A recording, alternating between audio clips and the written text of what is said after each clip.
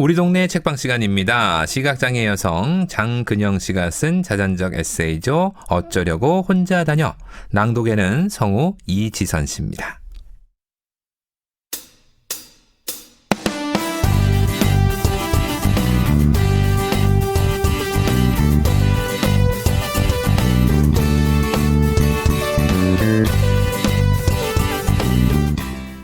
또 힘든 일은 내가 잘 안 보이니 당연시되는 배제나 분리, 그리고 지나친 조심성과 과도한 배려이다. 그저 사람이고 싶다. 따로 구분되고 싶지 않다.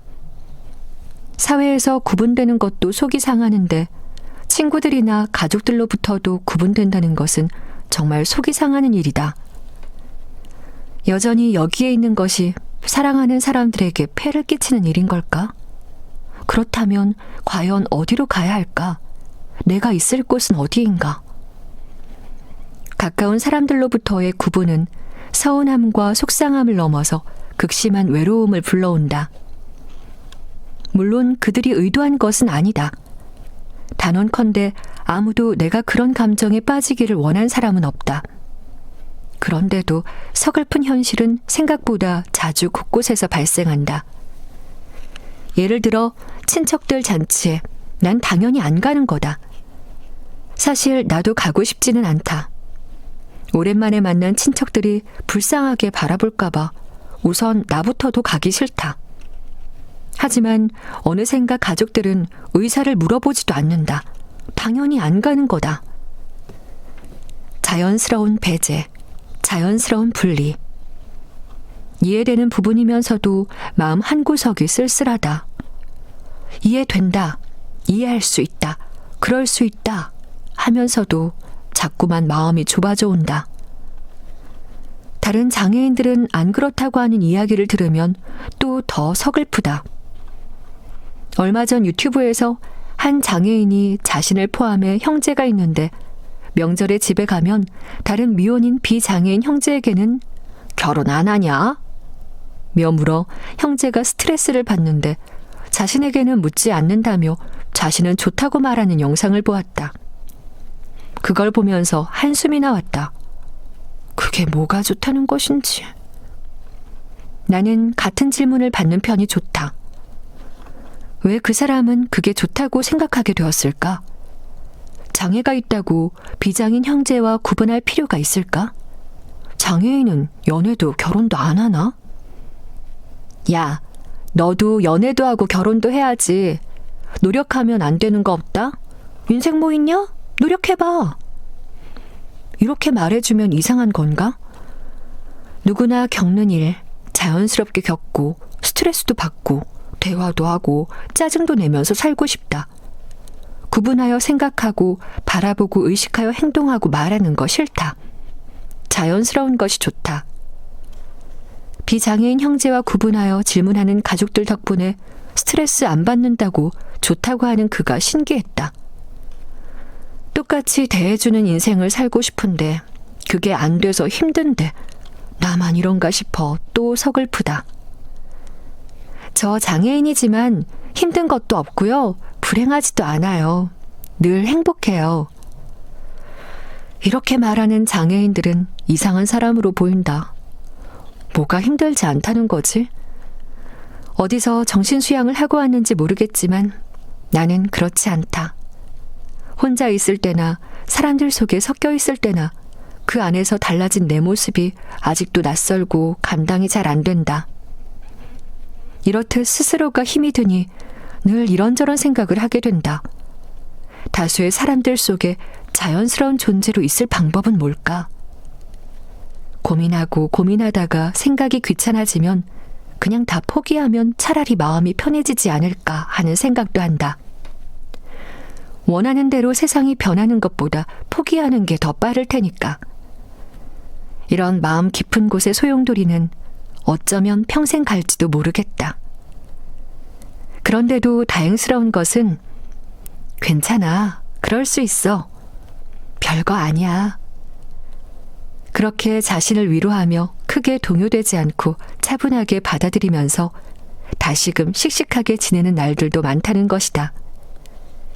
그리고 그런 나를 대견하게 바라보는 눈도 내 마음에 있다는 사실이다. 어느 날이었다. 반찬이 다 떨어져 장을 보러 동네에 있는 대형마트에 갔다. 혼자 마트에 가면 장볼거리를 딱 5개 안쪽으로 산다. 계산할 때 너무 많으면 산 것을 전부 장바구니에 담았는지 모르기 때문이다. 마트 계산대에 있는 분들은 아주 빠른 속도로 일처리를 한다. 속도가 생명이니까. 구매자들도 일처리 속도에 맞추어 구매한 물건들을 척척 장바구니에 넣어가기를 믿어 의심치 않는 것 같다. 너무 빨라서 뒤에 손님이 산 물건과 섞일 때도 있다. 그럴 때 대략 난감하다. 그래서 그런 일을 미연에 방지하고자 살 물건을 소량으로 하여 그들의 일처리 속도에 리듬을 맞추려 애쓴다. 웃기지만 그렇다. 시각장애인이에요. 좀 천천히 해주시겠어요? 이런 말 구구절절 하기 귀찮으니 그러고 사는 것이다. 우리 동네 마트는 구조를 잘 알고 있어서 흰 지팡이를 접고도 천천히 다니면 다닐만 하다. 단 사람이 많을 때는 지팡이를 펴긴 하지만 아무튼 그날은 마트가 한적한 시간이라 흰 지팡이를 접고 천천히 볼일을 보았다. 그리고 마지막 계산의 시간이다. 그런데 그날은 문제가 좀 생겼다. 현금을 챙겨가서 결제하며 현금 영수증 해주세요 라고 했는데 현금 영수증할 핸드폰 번호를 앞에 단말기에 직접 찍으라고 하는 것이다. 제가 시각장애인이라서요. 글씨가 안 보이는데 번호 불러드려도 될까요? 라고 했다. 평소에도 그렇게 하면 이 마트에서도 그랬고 다른 식당이나 카페에서도 해주었기에 별 문제 없을 거란 생각으로 말을 했다. 그런데 그 직원이 대뜸 같이 오신 분 없어요? 이러는 것이다. 왜요? 현금 영수증 받으실 휴대폰 번호 본인이 직접 입력하셔야 해요. 네? 당황스러웠지만 저 시각장애인이고 동행인 없어요. 그냥 해주세요. 제가 해달라고 하는 거니까 괜찮지 않을까요? 그래도 안 되는데 같이 오신 분 없어요? 순간 짜증이 확 났다. 왜 그러시는 거죠?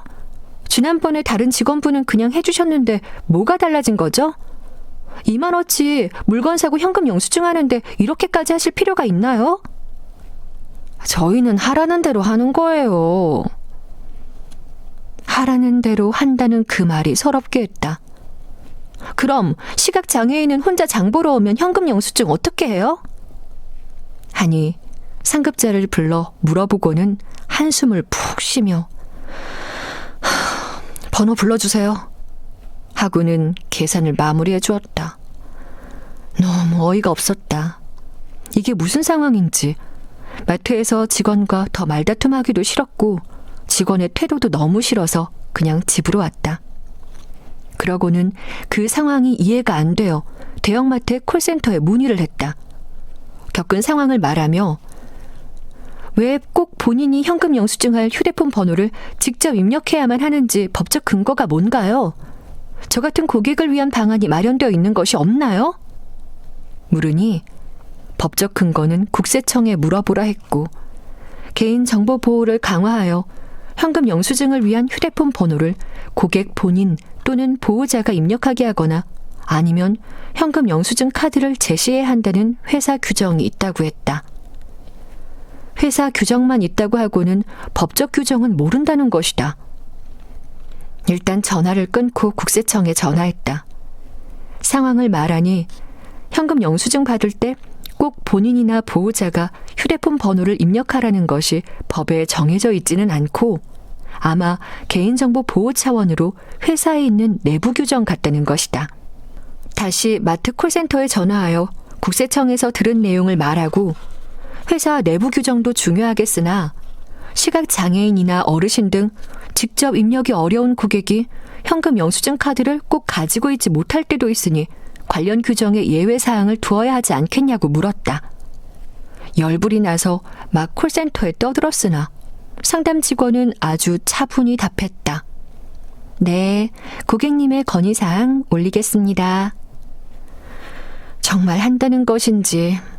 아무튼 다음에 마트에 갔을 때는 현금 영수증 받을 휴대폰 번호 내가 부르는 대로 입력은 해주었다. 이 마트 계산대에서 현금 영수증을 받으려면 계산대 위에 설치된 단말기에 휴대전화 번호를 입력해야죠. 다 아는 얘기입니다. 그런데 해당 직원분 시각장애인이어서 번호를 입력할 수 없으니 대신 입력해달라는데 그게 뭐가 어려워서 우리 근영 씨의 마음을 또 상하게 했는지 제가 다 미안할 정도네요. 예. 기분 전환도 할 겸 노래 한 곡 듣고 낭송 이어드리도록 하겠습니다. 박학기가 부릅니다. 옐로우 피쉬.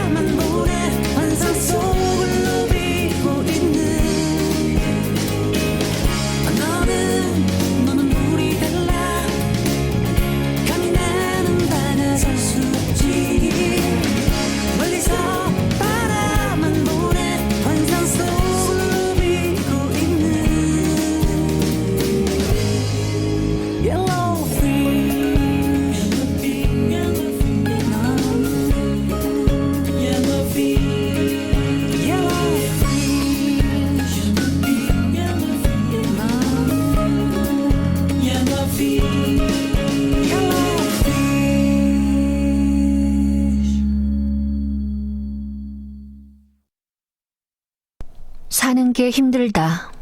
마트 직원이 신입인 건지 융통성이 제로인 건지 모르겠지만 왜 자신들이 만들어 놓은 틀에 맞추지 못하는 소수의 사람들을 위한 생각은 못하는 건지 안 하는 건지 정말 아쉬움이 가득하다. 세상은 다수를 중심으로 돌아간다. 수요가 많은 쪽이 우선시 되는 것은 나로서는 어쩔 수 없는 일이다. 다수의 사람을 중심으로 만들어져 가는 세상. 그러나 그 안에 분명히 존재하는 소수의 사람들. 소수 중에서도 약자에 속한다고 생각이 드는 것은 지나친 피해의식인 걸까? 소수들은 다수 중심으로 돌아가는 사회 안에서 서운한 것이 많다. 최근 들어 서운하다 못해 서러운 것이 발달하는 문명에 대한 소외이다. 예를 들어 요즘 많이 볼 수 있는 것이 화면을 터치하는 전자제품들이다. 시각적으로 참 세련된 제품들이 다양한 자태를 뽐내고 있다. 그리고 은행, 패스트푸드점, 식당에 가도 태블릿 PC나 무인 주문기의 화면을 터치하여 이용하게 되어 있는 곳이 참 많다. 눈이 보였다면 그 문명들이 얼마나 유용했을까 하는 생각이 든다. 그러면서 그 문명을 누리지 못하는 현실이 참 아쉽다. 아쉬우면서도 서럽다. 다수의 사람을 중심으로 만들어진 세상에서 소수의 약자라는 사람들은 어쩔 수 없이 소외되는 세상과 마주한다. 근데 말이다. 세상이 말이다. 약자들이 편한 세상을 만들어가면 다수의 사람에게는 불편하거나 힘들어지는 부분이 생기는 걸까? 약자인 우리도 가능하다면 다수의 사람도 모두 가능하니 괜찮지 않을까? 물리적인 환경부터 사람들의 인식, 사회 제도 등 모든 면에서 말이다. 약자 중심으로 만들어가는 것이 우선시되면 다수에게 무슨 큰 문제라도 생기는 걸까? 요즘은 이런 생각들이 많이 든다. 유니버셜 디자인이라는 것을 누구나 한 번쯤은 들어봤을 것이다. 모든 사람을 위한 디자인, 범용 디자인이라고 하는 그것은 제품, 시설, 서비스 등을 이용하는 사람이 성별, 나이, 장애, 언어 등으로 인해 제약을 받지 않도록 설계하는 것을 말한다. 우리 주변의 흔한 예로는 계단이 아닌 경사로를 만들어 놓은 것을 들 수 있다. 이렇게 우리 사회는 약자들이 갖는 제약을 없애는 움직임이 여러 곳에서 일어나고 있기는 하다. 그래도 막상 시각장애인이 되니 가정에서부터 사회까지 다가가기 힘든 장벽들이 너무 많다. 장벽 앞에서 내 마음은 끝없이 무너지기도 한다. 더욱이 타인의 인식으로 인한 마음의 장벽 앞에서는 더욱 그렇다.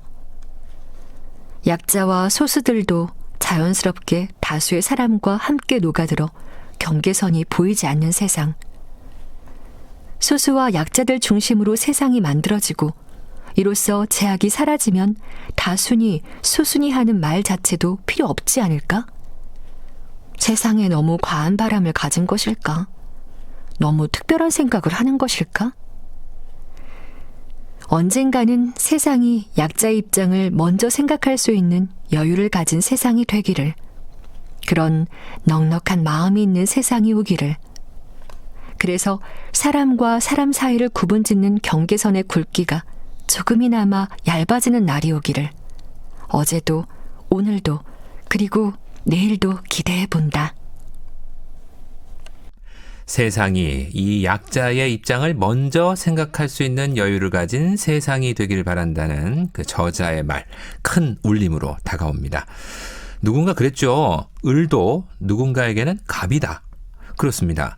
사회적 약자를 한 번이라도 올려보신 분들, 당신도 누군가에게는 을이라는 걸 아시고 사회적 약자에 대한 배려 다시 한번 부탁드리겠습니다. 조성모가 부르는 For You 오늘 끝곡으로 전해드리면서 저도 인사드리죠. 함께하는 세상 만들기, 지금까지 진행의 아나운서 장웅이었습니다. 안녕히 계십시오.